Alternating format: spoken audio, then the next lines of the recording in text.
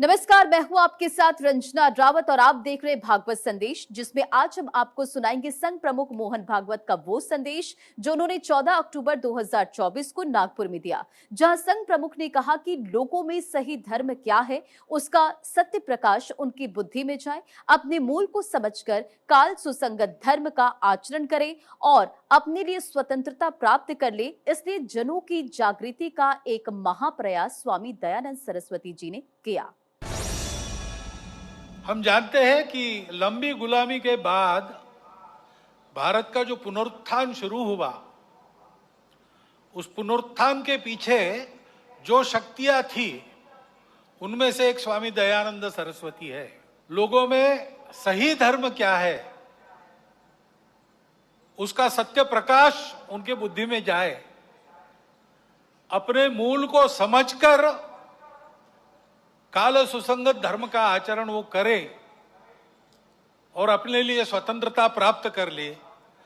इसलिए जनों की जागृति का एक महाप्रयास उन्होंने किया। उसकी प्रेरणा में से आगे चल के भारत के जीवन के सभी क्षेत्रों में कई प्रकार के आंदोलन भी हुए। ऐसा एक पुण्य चरित्र उनके भी स्मरण का आज वर्ष है। स्वतंत्र देश होना है, देश वैभव संपन्न होना है, तो प्रजा में चारित्र चाहिए। अभी अध्यक्ष महोदय जी ने जिस दैवी गुण संपद का उल्लेख किया, अभयम सत्व संशुद्धि, वही है व्यक्तिगत और सामाजिक चारित्र, राष्ट्रीय चारित्र, जिनके बलबूते देश बड़ा होता है।